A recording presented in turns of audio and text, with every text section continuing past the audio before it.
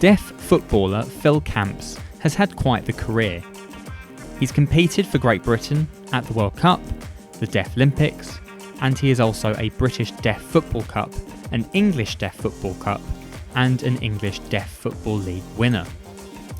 That's a lot of success to enjoy, particularly turning out for his country, which is a dream he had held ever since he was a little boy.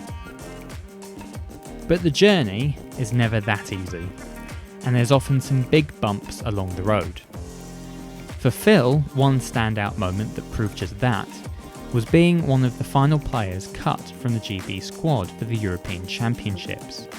It was a gut-wrenching thing to find out after working so hard in a training camp, only to be told he hadn't made it. But that setback arguably fueled the comeback, as he went on to work even harder, desperate to get what he wanted and play for his country, something he managed in the end. Following that success, however, came an abrupt end, when injury forced Phil to retire at the age of just 24. 3 years on, he keeps himself incredibly busy now, but he admits he is still looking for something that fills the void where football used to be.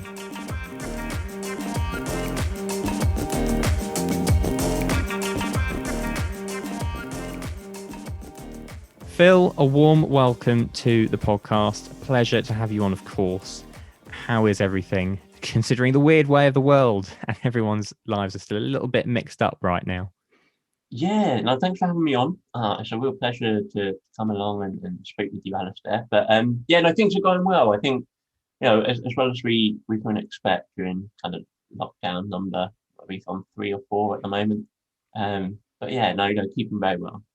Yeah, we're all starting to lose count a little bit of lockdowns, days, months, who knows.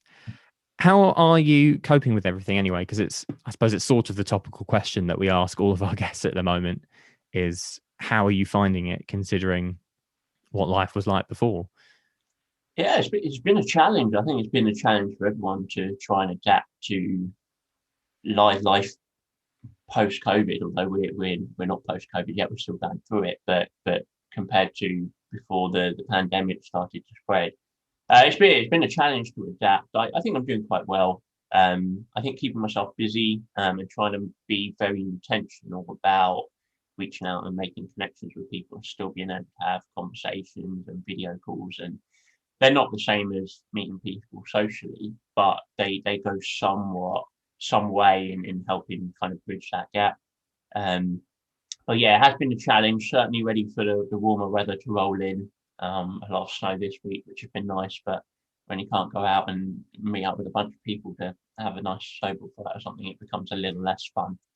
So I think, yeah, just about ready for that warm weather to roll around, the vaccine to roll out a bit further and for things to start opening up again. But it's one of those tricky things. You understand why it's got to be done. And certainly, I think for me, I've been very fortunate that immediate family haven't been badly affected by the virus. So I feel very blessed in that sense. But yeah, just hoping that us as the world can move past this and get ourselves to a place where it's safe again to start doing things together. I think that mirrors a lot of people's views right now, doesn't it? It seems so close, yet still quite far away to getting back to something that we had before. Got plenty of things to talk about, of course, as we often do on these episodes. Your career, life growing up, football, obviously. But before we begin, can I just check that your greatest sporting highlight is winning the Question of Mintridge competition in 2019 with me? Yeah, well, I mean, 2019 was one of the times I won it. So yeah, certainly one of the highlights. One of. Yeah, no, we won again this year, which was good fun in 2020, and then 2018, I wasn't there to win that one, but won in 2017. So yeah, no, always certainly a career highlight. No, I think I was third this year, which is disappointing. You're on the wrong team. But it's fine. Taking you back then, essentially to I suppose, the beginning, and this is aimed primarily at people who are learning your story for the first time. How do you look back on your time growing up, particularly in school? Because I mean, you were educated in a school just like any other school, really, weren't you? Yeah. So yeah, growing up, um, yeah. So I'm deaf. So I played football, deaf football. My ears don't work quite as well as perhaps most of the population, and so I wear two hearing aids. And I got my first pair shortly before going into primary school for the first time. And hearing aids are quite good now, compared to where they were kind of 23 years ago when I got my first pair. And they did allow me to hear a little bit of extra sound that I wouldn't have got otherwise. But I've still really, really struggled going into to school trying to understand what teachers and classmates were saying. So, yeah, certainly starting out and trying to get through education was a real challenge. I was the only ever deaf student at primary school and both secondary schools that I went to. Um, and I think in a way that made things a bit more challenging. There was a real, I think, lack of understanding perhaps from classmates and other students around, what that meant what that meant for me in terms of my deafness. But I think with any challenge and with any adversity becomes the opportunity to overcome that, right? And building of the resilience and other character traits that help you to deal with that. So yeah, certainly difficult early on, as you're kind of trying to grow and develop into a person. You talk about going to primary school, you're only 4 or 5 years old, you're not really who you're going to be yet. You figure that all out along the way. But yeah, no, looking back, I have very, very fond memories of school, but I do remember how challenging it was at the time. Yeah, I've picked up a couple of things there. That one of them I didn't even consider is how much hearing aids have probably developed in that time. Is there a way to kind of quantifiably describe how much better they are than when you first got them 20 or so years Yeah, ago? yeah. I mean, I can try. So when I first got my first pair of hearing aids, they were what called analog hearing aids, um, which I guess you can probably compare to like analog televisions in that the manually has to be adjusted to pick up kind of and adapt to slightly different sounds. And the way the analog digital aids work were very, very simple. If you imagine you've got a microphone. So when you go to a rock concert, the singer's got a microphone and all the sounds blasted out through an amplifier or multiple amplifiers. It's a big concert. Hearing aids work the same way. There's a microphone on top of the hearing aid which picks up the sound and amplifies the sound into your ear at a much higher volume. The digital hearing aids do a lot of stuff in between, in terms of trying to eliminate what they think background sounds and allow voices to come through and things like that, and have different settings that you can tweak into. So they've certainly improved. They're not perfect. There's still things that I'll obviously miss out on hearing. I still rely a lot on lip reading to understand most of my conversations that I have. But yeah, it's certainly improved a long way. But yeah, in terms of trying to describe what that change has been, it's been really, really difficult. I do remember upgrading from analog to digital hearing aids. And I used to think I could whistle quite well. Um, as in, whistling to a tune. I shan't do it on the podcast because it's quite horrendous. But I only realised how horrendous it was after I got my digital hearing aids.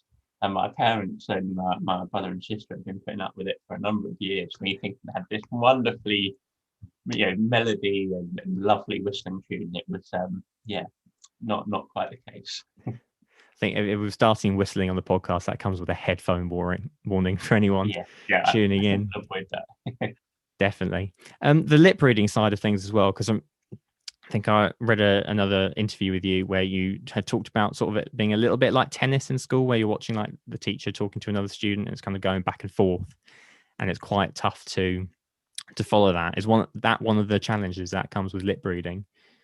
Yeah, certainly. So lip reading on a one-to-one basis is a lot easier than lip reading a group conversation because you naturally know who the next person is going to be speaking. So I can just look at you and I can read your lips and I know when I stop talking, you're right to start. But when you have a group conversation, you pose a question, you've no idea who's jumping in next. So you often miss the first few words of what's said and you try to pick those up. But equally, people are jumping in at different times. You don't always wait for the person to finish. And so, yeah, your head starts going back and forth and you try and watch it. But I think in the classroom, it's particularly difficult because I used to try and sit myself right at the front. So I was as close to the teacher as I could. A, for volume, B, for, being able to lip read. But that means everyone else is behind you. And so when the teacher asks a question, you're having to turn around and look behind you and then look back at the teacher. Yeah, it's not comfortable, but it's one of those things that you just learn to adapt to, I think. And on that learning to adapt point, this is something we talked about with Olivia Breen when she was on this podcast, because she uses lip reading as well. And what with everyone having to wear face masks at the moment, and she was obviously a big advocate for having face masks that are see-through, so you can lip read. I don't know if that's something that you've had to consider or had to maybe adapt or tell people to take that into consideration at various points, considering face masks are very much part of our lives right now. Yeah, no, and it has been a huge challenge for a lot of deaf people, a lot of people who rely on lip reading to communicate. And it's a really difficult barrier to cross, because I think the perfect, well, not the perfect world, but probably the best solution is these clear face masks.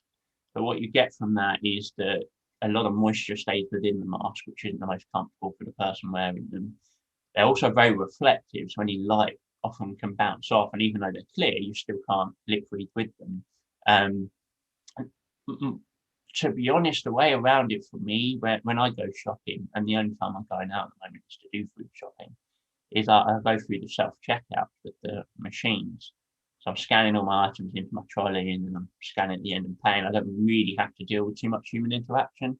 But yeah, it is a real challenge, and I don't know the perfect solution or the way around it. But yeah, I mean, there've been things that have been designed like cards that tell people you're a lip reader and you're deaf, that you can show to people and say, I rely on lip reading. Please, can you lower your mask if you're behind a perspex screen, or please, can you write down the message or point and try and communicate in other ways.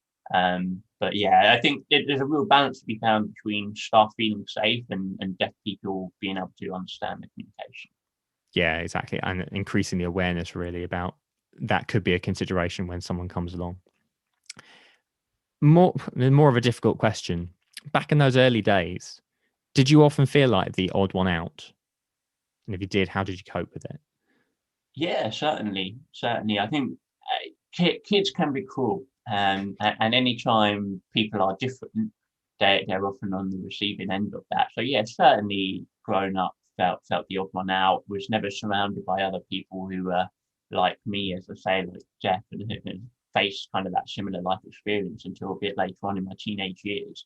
Um, so yeah, certainly felt a little different, and I think that's where my passion and my love for football really grew from. Was that was the one place where I didn't feel too different from anybody else. It was an escape from that abnormality, I guess, that difference to everyone else. In that when I was playing football, although communication often is a large part of that on the playground and on the field at lunchtimes, it was just me and that ball and the other players, and it became a little refuge, a little escape for me from that. But certainly, yeah, growing up, and especially when you're young, anything that's small, that's different about you, gets picked up on by everybody. I'm certainly very conscious of it. Yeah. And that kind of brings us on perfectly to the sports side of things.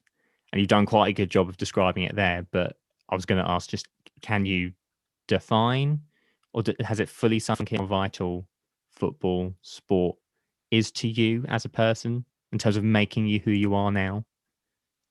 Yeah, I mean, I guess the best way to define it is to try and look at my life without it. What would that have been? What would I be like? And it's very difficult to imagine. For me, sport was something I'm hugely passionate about now, but always was growing up. And it wasn't just football. Football was always number one for me. But I played everything growing up, from cricket to rugby to tennis to badminton.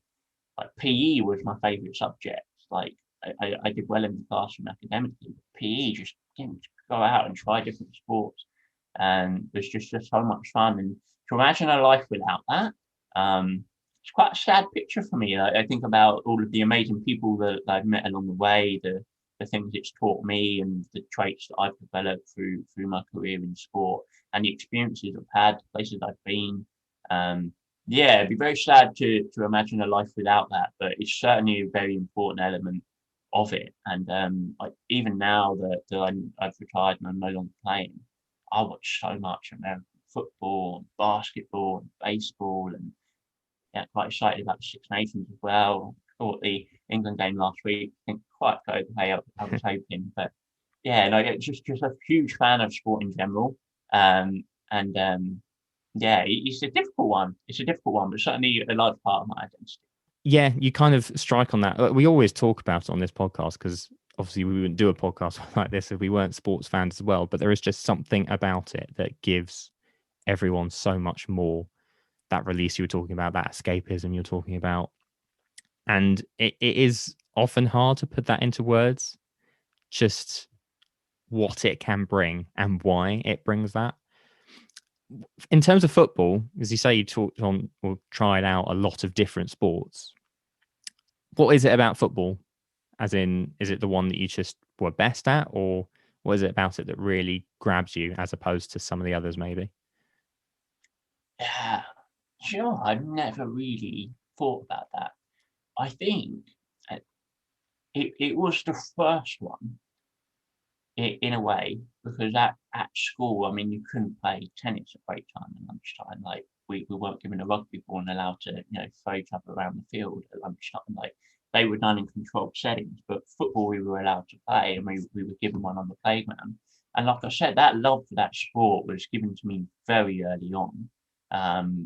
When I was really struggling to understand what was going on at school, football became that escape when I was about 4 or 5 years old. And I think it just grew from there. I was able to practice it on my own in the back garden at home. Like again, that's something just difficult to do with a sport like tennis, for example. Um, and yeah, I think it was a combination of access to the sport, the timing of which that I got into it. But yeah, certainly football is a tremendously popular sport.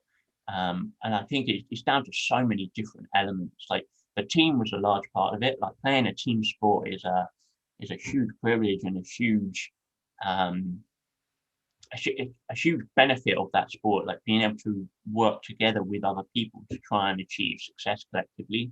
And when you do, it's so much more rewarding than achieving something on your own. So yeah, there's so many different elements of football that I love, but I think the reason it ended up becoming the number one for me is because it was the first one, and the accessibility side of getting to play the sport. Yeah, definitely.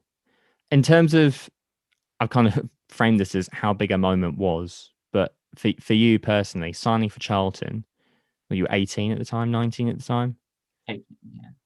And I think you've described it before as stepping into the deaf world for the first time.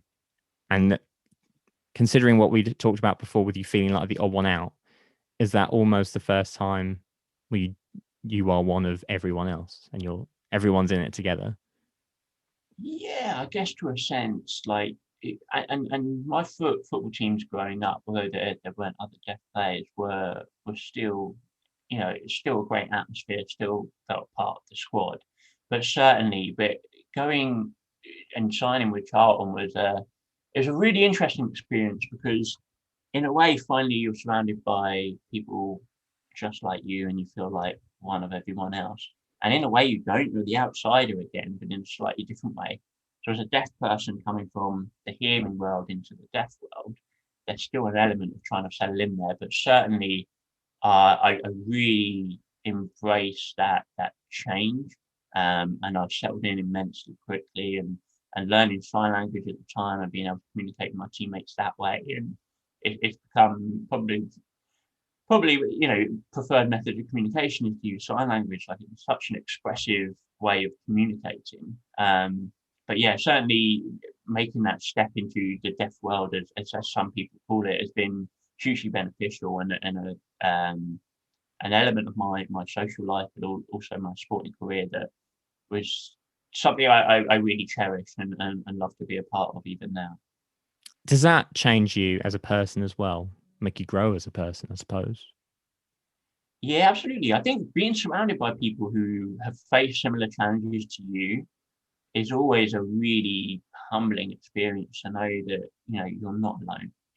Loads of other people have gone through this exact thing, and other people have dealt with it better than you, and other people have dealt with it worse than you. But a lot of people have gone through this challenge. It's not in and of itself all that unique. And I think having that information and being around people and see how other people cope with it, and seeing how people view it in a way as a benefit and as a positive part of their identity, which is rightly it should be. I think you'll find this, and you probably have found this when speaking to other disabled sports people or disabled people. Very rarely do we view our disability as a disability or as something negative. It's just another challenge perhaps we've tried to overcome, but a positive part of our identity that's allowed us to be involved as part of a slightly different culture than we would have been able to otherwise. And almost a perfect example as well, because you can throw this out to probably anyone in any one position. Everyone's got their challenges and has faced their challenges. I suppose what you can pick up from being around them, learning from them, that you can apply to your own life at the same time. There's really a lot to be gained for that. This podcast is a member of The Bear Internet Radio and Podcast Network. Find more great podcasts at thebear.live.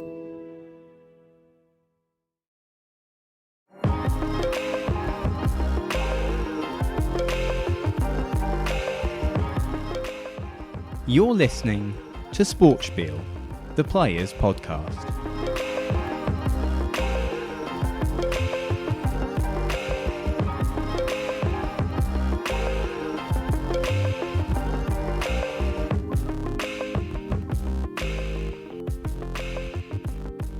Focusing on your career specifically, because it's only right that we celebrate it after all. And there's a lot of highlights along the way, which I'll come to in a minute. But for those who may be thinking, how does deaf football work practically, gameplay, how the communication works, all that sort of stuff, can you just kind of take us through, for anyone who might not have watched the game, just what it's actually like in practice? Yeah, absolutely. So deaf football is not that different from regular football, I guess. We just call it football, but yeah, certainly the only change that occurs is that the referee carries a flag as well as a whistle. So when he blows his whistle, he waves his flag.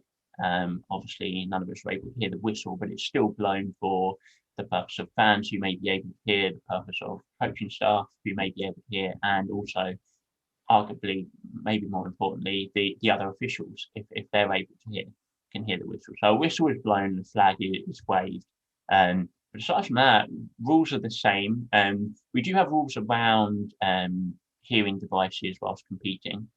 So in terms of playing deaf football, whether you're playing domestically or internationally, I believe this is still true, but when I was playing, the cutoff was a hearing loss of 55 decibels or more in your best ear. And so obviously with that, there's a huge spectrum. I mean, there's people of hearing losses of 120 decibels or people with hearing losses of 60 decibels. And some on the lower end might wear cochlear implants or might not wear anything at all. And those on the higher end might be wearing hearing aids or another device to ensure it's a level playing field when we compete and no one's able to communicate audibly, we have to take hearing aids and cochlear implants off. And if you wear one whilst playing, then your team is disqualified. So it's one of those weird things that you perhaps might not expect. Like people think studs get checked, and that doesn't really happen at a higher level. But before games, it'll be managers coming down and slapping your ears to make sure you're not wearing anything on them, just because no one wants to take that risk. And it can be easy to forget to take them out. But in terms of communication on the field, a lot of it's sign language, which in a way is more efficient because I can communicate to somebody at the other end of the pitch. And only if somebody is watching me and knowing who I'm talking to can they understand the conversation. But if I'm screaming up the pitch like, don't worry, I've got this corner, or hold on to it, let's run the time down, or whatever you're trying to, conversation you're going to get across, anyone will be able to hear that in a regular game of football and pick up on it. Yeah, so you can get more subtle messages across to your teammates without others realising, perhaps. In a way, but in the other hand, where you'd be able to whisper in someone's ear before a free kick, you've got to sign to them, and anyone who can see you can see what you're signing. So there are ways you can be subtle, and there are ways that you can't. There's always swings and roundabouts, isn't there? There's always a plus side and a downside. Yeah. Here's a brief outline of the successes we're talking about, the ones I alluded to before. Won the English Deaf Football League and the British Deaf Football Plate with Charlton in your first year. Moved to Fulham in 2013, won the English Deaf Cup, British Deaf Cup, and British Deaf Plate in 3 years. Competed in the European Champions League 3 times. I think that was before you went off to the US after that. Part of the GP squad that reached the quarterfinals of the 2016 World Cup, represented GB at the Deaflympics in 2017, reaching the quarters. Moved to Doncaster after your time in the US, won the British Deaf Cup, reached the European Champions League finals. That's not really a bad record, is it? There's a lot to be proud of there. Certainly a lot to be proud of. And hugely grateful, blessed, fortunate, proud of the accomplishments. I think definitely for me, number one was always playing for my country. That was always the thing I've been most proud of, but certainly the trophies along the way, sit very nicely and very fond memories. Yeah, because that was going to be my next question, was if there's any standout highlights, but those experiences at the Deaflympics and the World Cup must be very, very special for you. Absolutely. Yeah. I mean, if I had to say one moment, and it's a really difficult one, but one moment would be kind of walking out for my first international cap in Italy, that first game against Ukraine at the World Cup. Yeah, it was an amazing feeling. A dream finally coming true after 16 odd years of playing, training, and growing up, and all of the adversity overcome to get to that point. Yeah, certainly a day I look back on with very fond memories. Was that always the aim, to try and make it and represent your country? Or was it something that, I mean, you say 16 years of work, but I don't know if that ever was at the forefront of your mind right from the get-go? Yeah, no, it was. I never thought it was going to be the deaf football team. But playing for my country was always the goal for me. And I tell this story when I speak sometimes. Is we discussed earlier how football became that escape for me very early on in my life. And I used to play every break time and lunchtime at school. And I'd get back from school, I'd go out in the back garden. I'd have to keep playing until it got dark. And Mum and Dad would drag me in to have my dinner. I'd come and eat my dinner, and I'd sit down in front of the telly and see if there was a football game that I could watch. Like, it's all I wanted to do. It was all I was thinking about. And I remember watching England play very, very vividly on the television, and just sitting there in awe, like this game that I'm so passionate about and I love so much. Here I am watching the 11 best players in the entire country compete against 11 of the best players from a different country in this sport. Like, it would be amazing one day if I could get to that level and have that experience and make the people back home proud and be a part of that squad representing them. So yeah, for me, ever since about 4 or 5 years old, that's something I dreamed of achieving. But I don't think I'm unique in that sense. I think there are millions of boys and girls up and down the country that have a very similar dream of playing football or representing their country in whatever sport they're passionate about. But it's certainly one that stayed with me, and there were times in my life where it felt more possible than others. But yeah, certainly a big goal of mine ever since I was a very young lad. Yeah, and realising the dream is sure to stick around in your memory for a long time. What were the toughest challenges through your career? Perhaps where you thought it wasn't going to happen. Sure. So I mean, there's lots of tough challenges. I think the biggest one is in 2015 before the European Championships.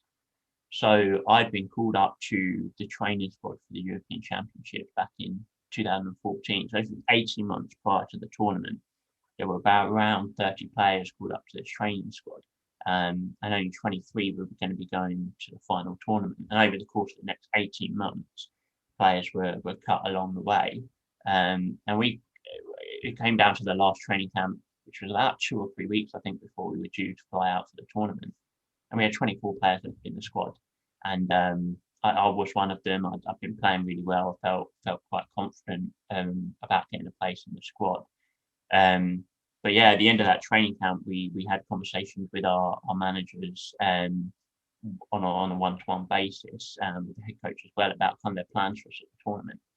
And some players went in to have conversations about how, you can be one of the key players in that squad, probably start every game, have a real impact.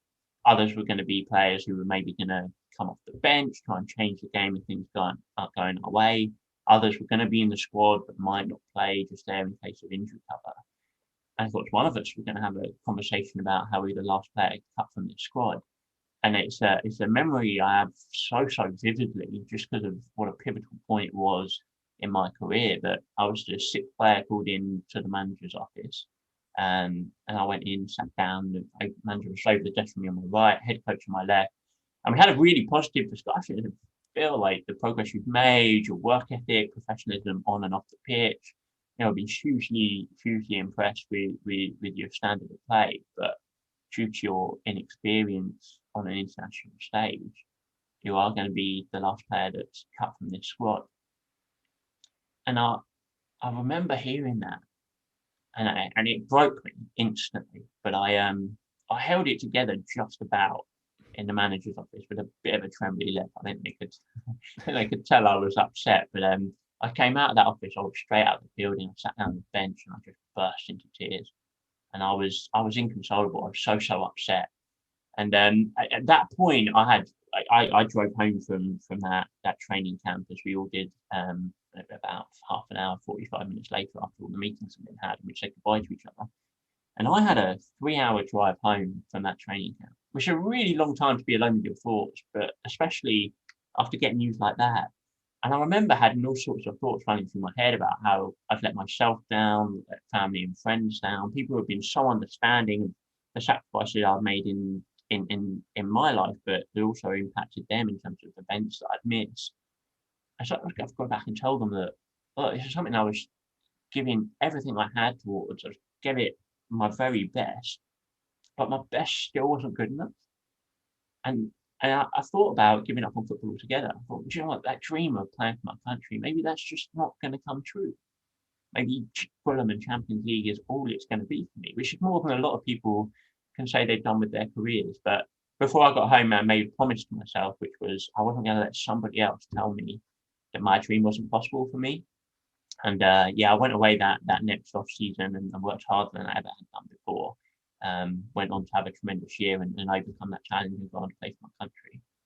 But yeah, that's certainly the challenge that stands out for me, and one that really resonates. And I'm yet to meet somebody successful in or out of sport who hasn't overcome some significant adversity in some way.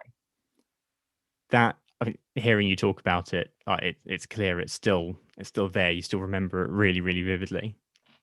And that's one of the key points I think you raise, is that whether you want to call it something to do with Instagram culture or whatever, it's so easy to put out the positive news and all the positive stories and actually hide away the moments like that, the difficult times, the challenges that you've had to face that have sort of broken you, at least temporarily anyway.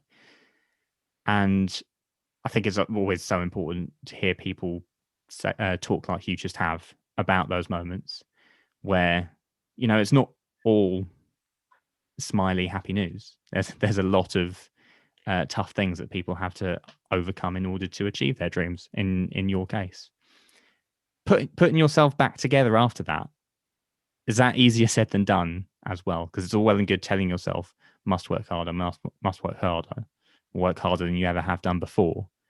But actually putting that into practice is a different thing to just, I suppose, telling yourself that. Yeah, absolutely. Definitely harder. Harder to do than it is to say, and I think that's true for a lot of things. Like having a big picture and knowing what you want to do, I think is relatively easy. But having the discipline, having the motivation, to go and actually put in the work to make that reality and stay true to what you've said you're going to do for yourself is a very, very difficult task. And I think it's born from it's born deep within yourself when you truly decide what you want to achieve, and to push yourself to see what you're capable of. Like, it's okay to try and to fail, but there's real shame in just not trying at all because your fear of the failure and not wanting to have to suffer that. And I think for me, it was just such a strong desire to achieve something I'd wanted for so long. And although I'd been so close and had it ripped away from me, it probably was exactly what I needed at that point. Had I made that squad, I probably wouldn't have even played. I would have been in that squad as kind of part of injury cover. And would I have had that same hunger, that same desire to want to go on, pursue and progress? Or would that have just been enough for me to have been in the squad and maybe popped on for 5 minutes and earned the cap? I don't know. That wasn't something a journey I went down, a road I went down. But I think everything, looking back, it's very easy to connect the dots, right? Steve Jobs gave this great speech about Stanford on the commencement address that he gave before he passed. Looking back, it's very easy to connect the dots and see how when one thing happened, something else happened, and you need that happen for the next thing. But looking forward, that's very, very difficult. And when you get news like you've not made a squad or whatever, it feels like the end of the world at the time. But actually, it's often a little kick you need, a little nudge in pushing you to work even harder or to put yourself in a better position the next time. So certainly a real challenge to getting that work done. But actually, when I look back on my career and things I really miss, is I miss getting to the training ground before anyone else and getting extra work in the gym. And I miss staying later to get extra touches on the ball. And I miss doing that extra work just to ensure when the Saturday came, I was more prepared than anybody else. I was fitter than anyone else on that pitch, and I was going to do a better job. And they're the parts I miss. Like, I miss the games, of course, the thrill, the adrenaline of playing, the trophies, they're all great. But you miss those small things about the work that goes in behind the scenes, those coach journeys with your teammates. And so although they're hard and although they suck, they're the most rewarding. Did that knockback make you a better player? I'm wondering if that knockback didn't happen, would you have gone on to get into the squad eventually? Who knows? I don't know. I think ultimately it did make me better. And it made me better because that hunger was there and because I worked harder because of it.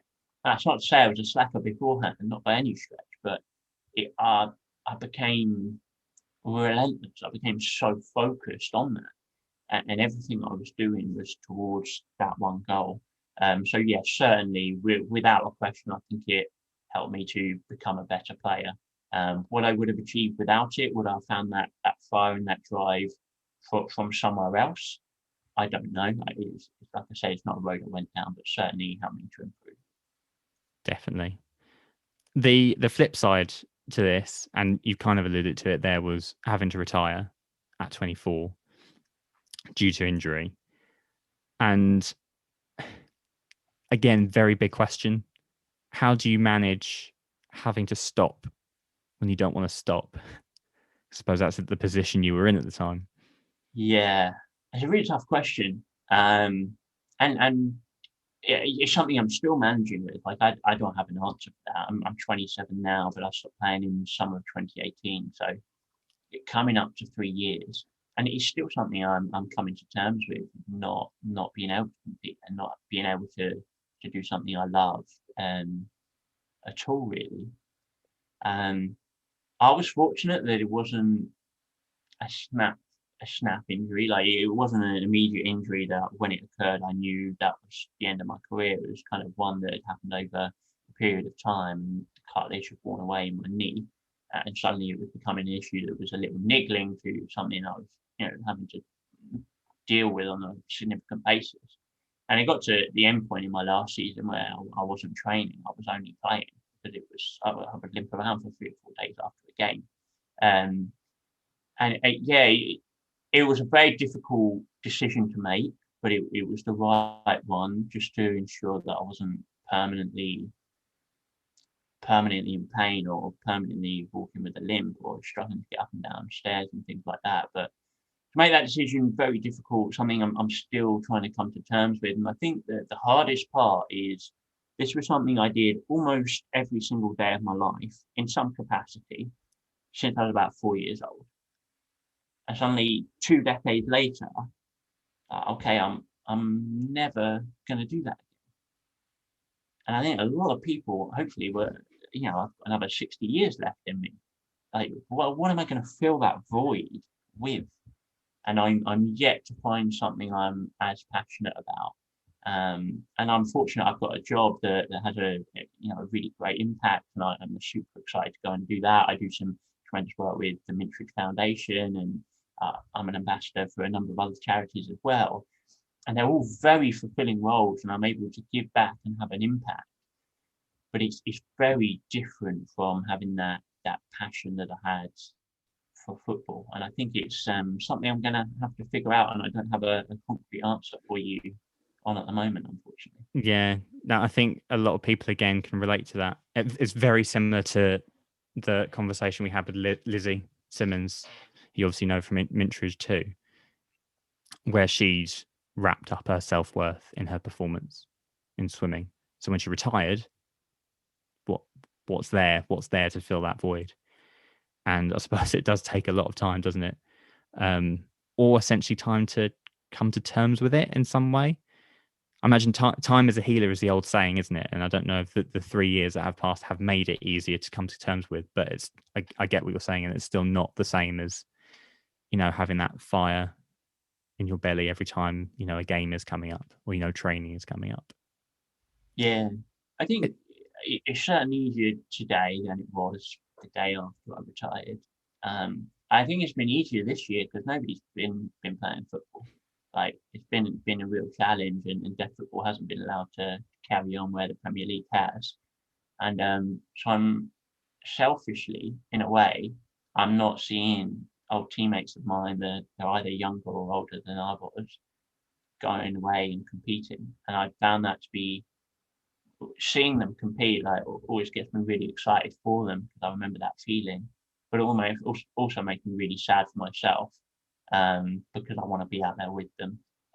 So not having that reminder, and now I can see that has made things slightly easier. But now in my role as chairman of Fulham, a club that I used to play for, I really want the football to get back out there because I can see the boys chomping at the bit and they want to play. And I remember that feeling. You're off season, you're desperate for games to start up again. And I'm just hopeful we can safely move past the pandemic and get games up and running and hopefully finish the season off if possible.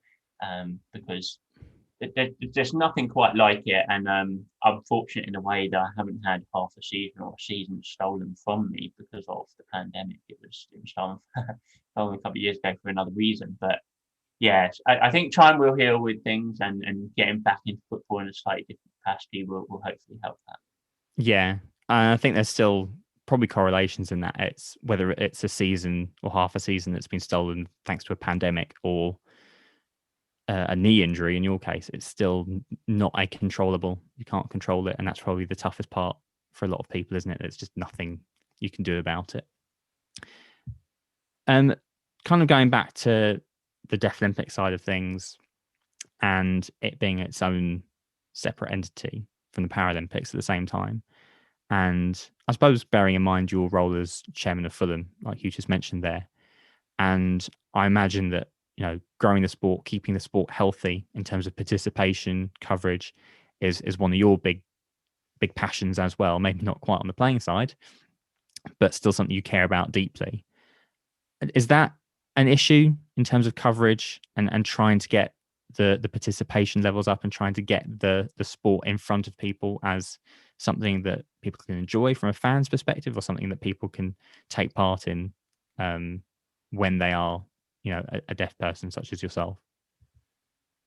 Yes and no. So participation levels are really, really high for deaf people in sport. There's not a shortage of elite athletes that are able to compete at a very, very high level. So I don't think Deaflympics so much is a participation issue.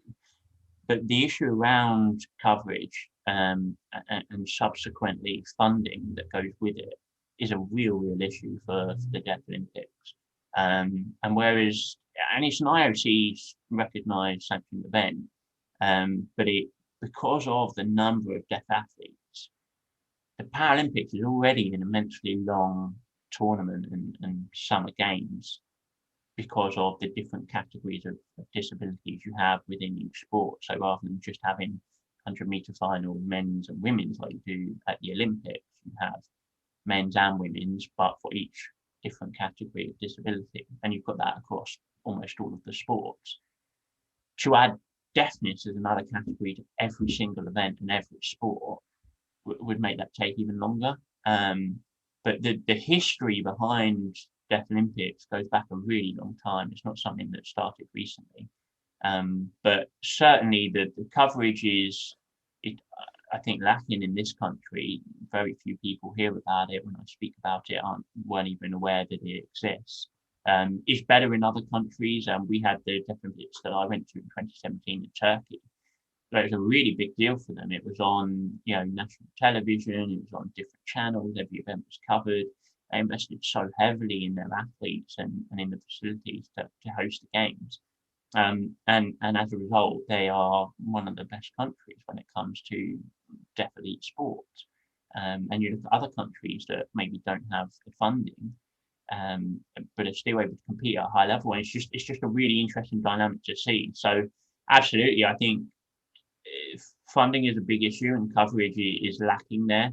But participation, I really don't think is an issue. There's a huge number of people who get involved with sport and are able to train and compete at a really high level. The opportunity is there, but it's often a sacrifice for those elite athletes in terms of their livelihoods for the sport, because it's very difficult to find an income stream in elite deaf sport because the coverage just isn't there. How do you change that? Is it just encouraging broadcasters, other forms of media, just to take a gamble essentially and put their all into covering it in a way they might cover another event? Yeah, I don't have the answer. I don't know how you go about changing that situation.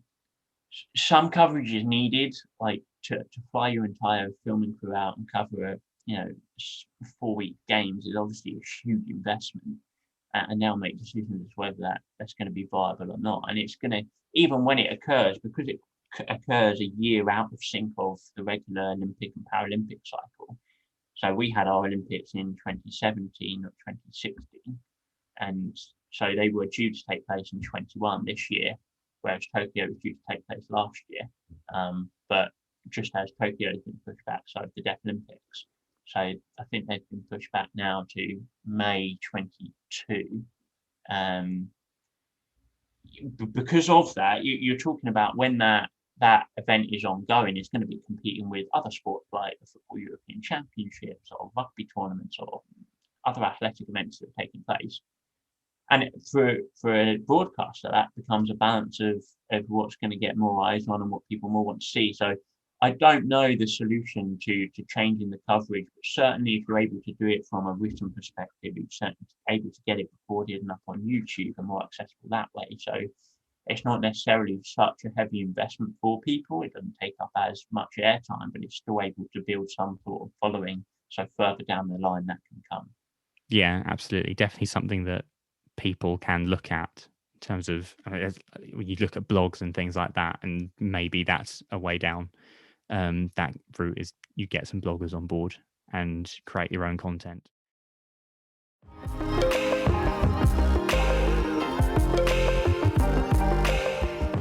Make sure you follow Sportspiel on social media.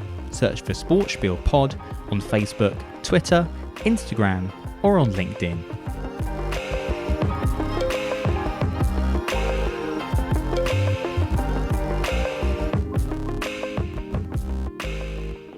Rounding up into my final part, really, of this chat, and here's another big question to throw at you.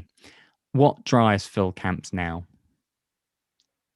It's a great question. And for me now, and you'll notice this about every kind of hat that I wear, not the Ravens one, but the different jobs that I do, is that every role I have now, in a way, whether that's directly or indirectly, has an impact on other people's lives. And I think for me, that's been a real focus coming out of football. Is I was so fortunate to have lived out a childhood dream at the age of 21 and to be done with it by the age of 24. That I'm hugely passionate about providing that opportunity and giving other people the motivation, the inspiration, the drive, the realization that it's possible for them to go and do the same. And whether that's playing football for their country or it's, going on to be a scientist that comes up with an invention that changes the way we work within the world, or it's a violinist that goes on to play in orchestras all around the world. The element that they're passionate about isn't important to me, but what's important is people have the opportunity to pursue their dream.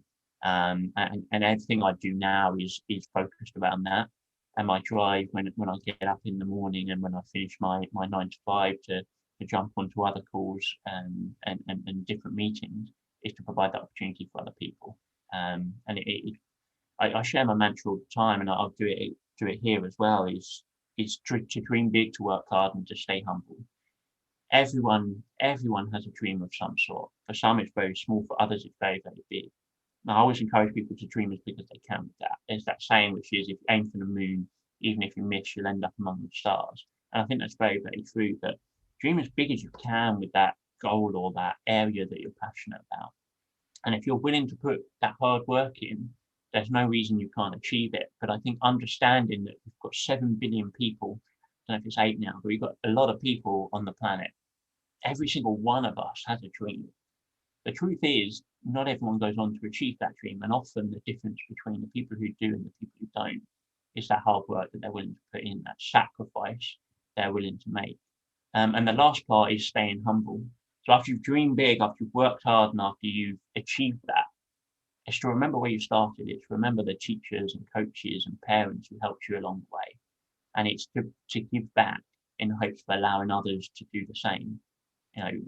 Put your hand back down and try and pull people up with you. And I think that's the element, the part of the mantra that I'm on now is about staying humble and about trying to pull other people up and help them to be successful in their own way. And it's definitely a positive mantra to be sharing around, because I know you're doing lots of talks still on that front. And I kind of asked that because to me anyway, you're one of those people that just has that gift of, you just lift the room when you're in it. Probably going to embarrass you on a Saturday morning, but you're the one who always like cracks a joke or says hello to a stranger and just instantly puts like the room at ease, which is a real gift to have. And like, is that something that just comes naturally to you? Yeah, I mean, very kind of you to say.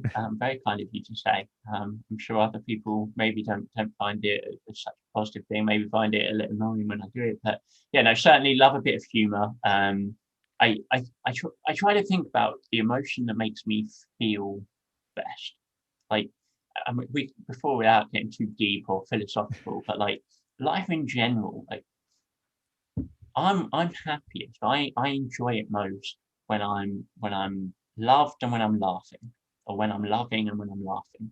To go into a room and start loving people, bit tricky, but to go in a room and start making people laugh and having a bit of fun is much easier to do. And so, yeah, always looking for a bit of humour where I can. But I just love meeting people. I love hearing other people's stories. It's always such a pleasure and an honour to tell mine. But I'm so passionate about hearing other people's stories, and I've loved listening to the Sports Bill podcast in hearing other athletes and kind of their journey, because there's always so much to learn. And it doesn't matter if it's someone who's gone on to be a double Olympic gold medalist, or somebody who's just out on a Sunday morning walking their dog. Everyone's got an interesting story to tell, and I love hearing those. So the more people I speak to, the more stories I get to hear, and the happier I am. So yeah, very kind of you to say. It's not something I consciously do. It's just something that I'm just naturally curious about, and a natural mode I fall into, I guess. Yeah, and to me, the world needs people like that anyway,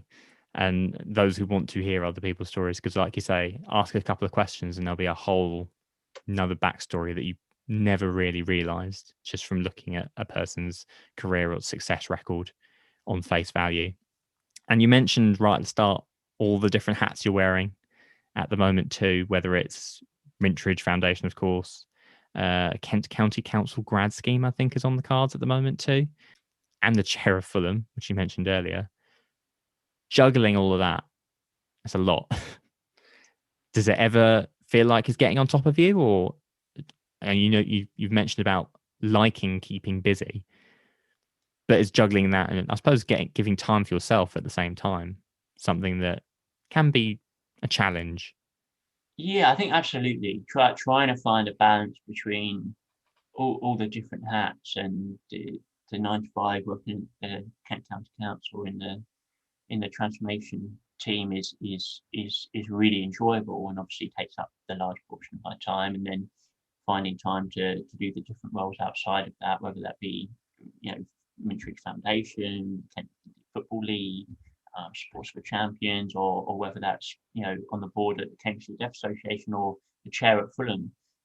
It's finding time to balance life and living that, and also giving back in those roles that I do. Lockdown, strangely in a way, has made things a little easier to find that balance, because the living life side of things has been a little harder to do, like to go out and do things with others. And so there has been more time to jump on meetings and stuff. But equally, meetings take a lot less time now, because I don't have to drive 3 hours to get to them. I can simply turn on my computer and jump into a call like this one. So it's a difficult balance to find. And some weeks it's much easier than others. But I think it comes back to what I mentioned earlier about having a real drive to what you do. When you're passionate about what you do and your work has an impact, it's much easier to pull yourself out of bed at 5 a.m, knowing that everything I do today is going to increase kind of the opportunities and well-being and just general provision for other people, is a real driver for me. And when I wake up and think, I'm sure you could stay in, but there's some people to give back to here. Let's get ourselves up and get cracking. That makes things much easier. And on that note, ties in very nicely with the Mintridge Foundation and the important work that they do, which we've obviously mentioned a lot of times on this podcast and on previous shows as well. And that goes hand in hand with your own mantra, doesn't it? Just all the work that you get to do with them. And you see firsthand how it affects children positively. Yeah, like the Mintridge Foundation are fantastic, and I've been fortunate to be involved with them for over 5 years now. I think 2015, in January sort of time was when I joined. As you said, we spoke about a lot on this podcast before, but the work and the impact that the foundation has across the country is ginormous.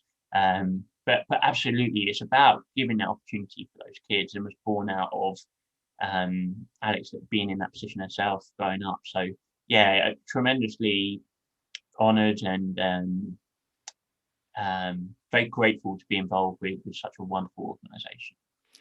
Does having to do things remotely as well, whether it's talking to mentees and things like that, presented a new challenge when the pandemic first arrived? Yeah, so mentees has always been done remotely. Like, we'd initially meet in person at school, but the subsequent mentoring program was done remotely anyway. But yeah, certainly virtual events is a different thing, because I think so much about going and speaking and playing sports with children and coaching them is that interaction you get on a personal level. For them, there's a lot of awe in seeing you in person right there in their school, coaching them play football with their footballs.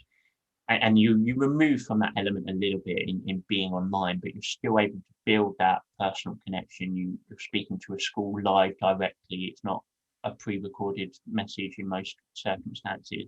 You get to answer questions. So it's been a challenge. It's been an adaptation. I'm sure Alex and Katie and Co at Mintridge would be able to tell you that. But I think it's one that the foundation has done tremendously well, and we're still able to have a really positive impact in the wider community, despite of not being able to go into schools.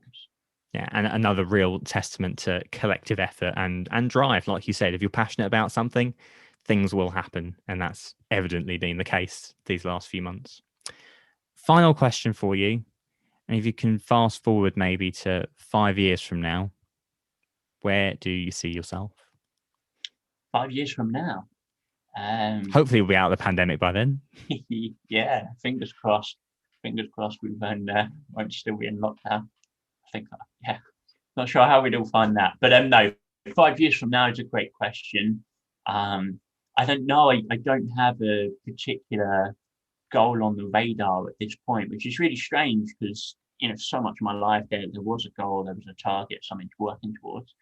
I think for myself in 5 years, I want to be in a similar place where I am now, which is having an impact on other people's lives in a positive way, but enjoying myself and enjoying the time that I have.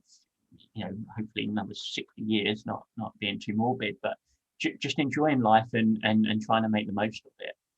Spending more time with family, my girlfriend, friends, is something I'm really, really looking forward to, as I'm sure a lot of us are coming out of the pandemic. But yeah, I think just making more of an impact, continuing with that good work, and spending more time with loved ones. Definitely. I think you've always been naturally inclined to think that way anyway, but even personally, I think a lot of people going through what they're going through now are probably rethinking a lot of things and wanting to do something similar. So I do hope that is one positive that comes out of all of this. One thing just to mention in terms of 5 years' time will be, hopefully by that point we'll have number 8 in the Mintridge quiz champions bag. Of course. Do you keep those little trophies anywhere? Not often get a trophy. I think anyone gets a trophy if they beat me, but I don't see anything come through. Of course. You still won't have won the Christmas competition, Christmas jumper competition by that point, though. Well, the thing is, I'm a bit stubborn, Alistair, so I'm refusing to buy a different Christmas jumper. So I'm going to keep wearing this one until they say it's good enough to win. And how long that will take, I don't know. I hope you've got a good few years to wait. Patience is a virtue. Yeah, seems to be second or third every year. And with that, I bring this particular episode to an end. But thank you, Phil, for coming on, because personally, I really enjoyed it. But I think it's one of those chats that will make you feel positive about things, ultimately, once you've finished listening to it. But it's also one of those where I think it's got some really, really important messages there about dreaming big, but also not letting those setbacks and those challenges take you over, and how those can make you a better person or better player, better whatever, depending on what that difficulty is. So thank you for being very open about all of that and sharing your own experiences. And ultimately, best of luck in whatever goal, dream you might have in the near future. Yeah, brilliant. Thanks, Alistair. It's been a real pleasure. And yeah, it's been nice to come on and speak.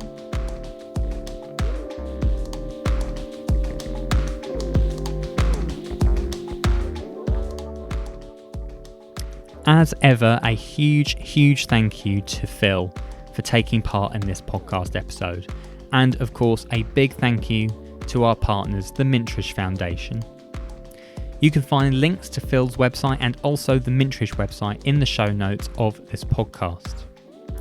One quick message to fire out there to everyone.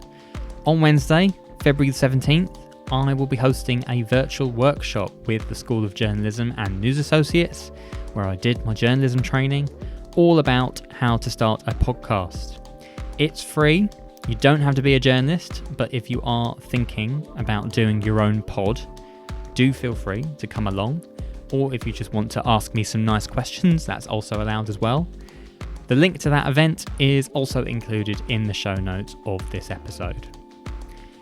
As ever, if you enjoy our show, please spread the word on social media. We are on Twitter, Facebook, and on Instagram. All of our handles are at SportSpielPod. And if you ever want to get in touch with us, you can email us at sportspielpod@gmail.com. That is it for this particular episode of Sportspiel. Take care, everyone, in this crazy world, and we will see you very soon.